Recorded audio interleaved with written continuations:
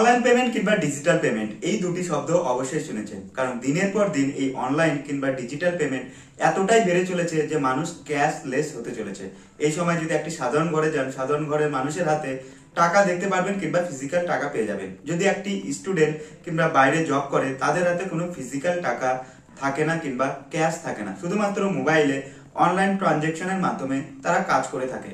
তো এই online transaction দিনের পর দিন কেন বাড়ছে, এবং এই অনলাইন ট্রানজেকশন দিনের পর দিন যদি বাড়তে থাকে, তাহলে ভবিষ্যতে কি সমস্যা দেখা দেবে কিংবা কি ভালো হবে, এবং এই অনলাইন ট্রানজেকশনের মাধ্যমে কি কি সমস্যা হচ্ছে এই বর্তমান সময়ে, এবং এই অনলাইন ট্রানজেকশন এত পপুলার হওয়ার কারণ কি।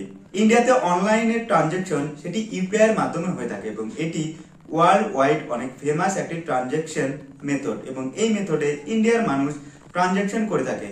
ইউপিআই এর মাধ্যমে প্রত্যেকটা দিন বহু মানুষ ট্রানজেকশন করে থাকে। According to NPCI, national payment corporation India, এটি প্রতি মাসে ইউপিআই এর মাধ্যমে 12.20 বিলিয়ন ইউপিআই ট্রানজেকশন করে থাকে।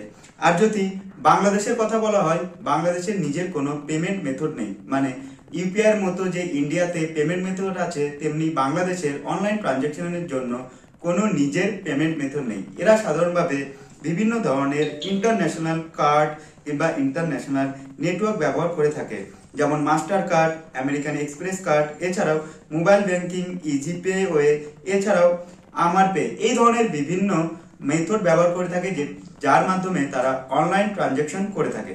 তবে বাংলাদেশে যে পেমেন্টগুলি হয় সেটি ইন্ডিয়ার তুলনায় অনেক স্লোলি হয়ে থাকে, কারণ ইউপিআই ওয়ার্ল্ডের নাম্বার 1 ফাস্টেস্ট ট্রানজেকশন মেথড। তবে দিনের পর দিন এই অনলাইন ট্রানজেকশন বাড়ছে কেন, এবং মানুষ ক্যাশলেস হচ্ছে কেন? তো এই অনলাইন ট্রানজেকশন বাড়ার পিছনে কারণ কি? কম সময়ে বেশি পরিমাণে ট্রানজেকশন হচ্ছে। আপনাদের হাতে একটি মোবাইল থাকলে খুব সহজে একটি কিউআর কোড কিংবা মোবাইলের নাম্বারে দিয়ে খুব সহজে আপনারা ট্রানজেকশন করতে পারবেন। সেখানে আপনাদের ক্যাশ সিকিউর থাকে এবং আপনারা পেমেন্ট স্লিপও পেয়ে যান, এবং তার সঙ্গে পাওয়া যায় রিওয়ার্ড কিংবা বিভিন্ন ধরনের অফার। আপনি বেশি পরিমাণে টাকা যদি ট্রানজেকশন করে থাকেন, সেখানে আপনাকে বেশি পরিমাণে টাকা রিওয়ার্ড কিংবা ক্যাশব্যাক দিয়ে থাকে, এবং বিভিন্ন ধরনের অনলাইন অফার দিয়ে থাকে, যার কারণে অনলাইন ট্রানজেকশন বাড়ছে। এছাড়াও রয়েছে মাল্টিপল পেমেন্ট মেথড, এছাড়াও রয়েছে ক্যাশ নিয়ে সবসময় ঘুরতে যাওয়া হয় না কিংবা ক্যাশ নিয়ে সবসময় বেরোতে হয় না। আপনাদের পকেটে যদি একটি মোবাইল থাকে, সেই মোবাইলের মাধ্যমে খুব সহজেই যে কোনো জায়গায় পেমেন্ট করতে পারবেন। সেখানে ক্যাশ হারিয়ে যাওয়ার কোনো সমস্যা থাকে না। এছাড়াও ওয়ালেটে যে আপনাদের টাকা থাকবে, সেটি নিয়েও কোনো মাথা ব্যথা থাকে না। এই সমস্ত কারণের জন্য দিনের পর দিন অনলাইন ট্রানজেকশন বাড়ছে কিংবা অনলাইন ট্রানজেকশন ব্যবহার করছে। তবে দিনের পর দিন এইভাবে যদি অনলাইন ট্রানজেকশন বাড়তে থাকে এবং মানুষের হাতে টাকা যদি একদমই না থাকে এবং মানুষ যদি ক্যাশলেস হয়ে পড়ে, তাহলে ভবিষ্যতে কি সমস্যা দেখা দেবে? ভবিষ্যতে বিভিন্ন ধরনের সমস্যা দেখা দেবে। এই সময় যদি দেখা যায় ক্যাশলেস কান্ট্রি, যেটি হচ্ছে ইউকে কিংবা তার সঙ্গে রয়েছে ফিনল্যান্ড, এই দুটি দেশ এই সময় অনলাইন ট্রানজেকশনের মাধ্যমে তারা বিভিন্ন ধরনের ট্রানজেকশন করে থাকে এবং অনলাইনের মাধ্যমে সমস্ত কার্যকলাপ করে থাকে।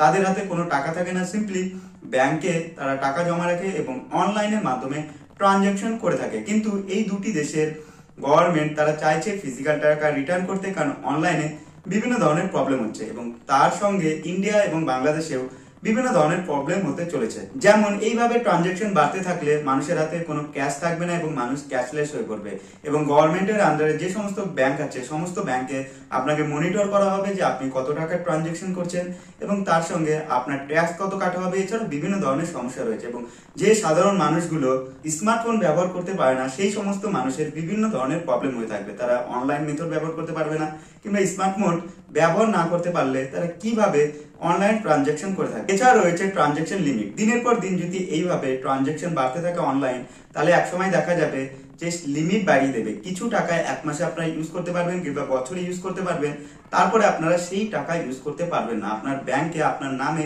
আপনারই টাকা আছে, তবে সেটি আপনি ব্যবহার করতে পারবেন না, কারণ গভর্নমেন্টের বিভিন্ন ধরনের রুলস নিয়ে আসবে এবং সেই রুলসের মাধ্যমে ব্যাংকে পড়ে থাকা টাকা সেটিও ইউজ করতে পারবেন না।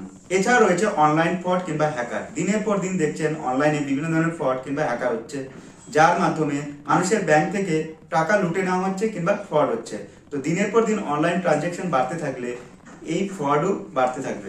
এক লাস্ট যেটি ইন্টারনেট ক্র্যাশ। তো ইন্টারনেট ক্র্যাশ আপনারা দেখেছেন বিভিন্ন ধরনের বড় বড় যে কোম্পানিগুলি রয়েছে, যেমন গুগল, মাইক্রোসফট, অ্যামাজন, এছাড়াও বিভিন্ন ধরনের কোম্পানি রয়েছে, তাদের সার্ভার অনেক সময় ক্র্যাশ হয়ে যায়।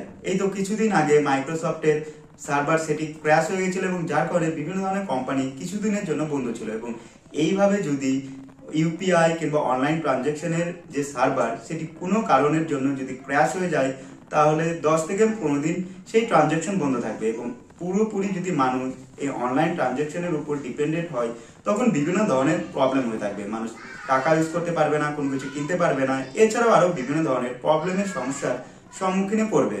এই সময় ইউকে এবং ফিনল্যান্ড সেটি অনলাইন ওয়ালেট ব্যবহার করে থাকে এবং অনলাইন ওয়ালেট ব্যবহার করলেও তাদের পেমেন্ট মেথড খুবই স্লো। নাম্বার ওয়ান যদি পেমেন্ট মেথড মানে ইনস্ট্যান্ট যদি পেমেন্ট মেথডের কথা বলা হয়, সেটি ইন্ডিয়া ইউপিআই। খুব কম সময়ের মধ্যে আপনারা অনলাইন ট্রানজ্যাকশন করতে পারবেন। তারপরে রয়েছে অস্ট্রেলিয়া, কলম্বিয়া, হংকং, চায়না, এছাড়া ইন্দোনেশিয়া এবং তারপর রয়েছে ইউএস। এবং এইভাবে যদি অনলাইন ট্রানজ্যাকশন দিনের পর দিন বাড়তে থাকে, এক সময় যে দেখা যাবে অনলাইন ট্রানজ্যাকশনের জন্য বিভিন্ন ধরনের প্রবলেম হচ্ছে এবং এই ট্রানজ্যাকশনের জন্য মানুষ বিভিন্ন ধরনের সমস্যার সম্মুখীন হবে। তো আজ ছিল এই ভিডিও, দিনের পর দিন যদি অনলাইন ট্রানজ্যাকশন বেড়ে যায় এবং মানুষ যদি ক্যাশলেস হয়ে যায়, তাহলে কি সমস্যা হবে এবং এই অনলাইন দিনের পর দিন বাড়ার কারণ কি।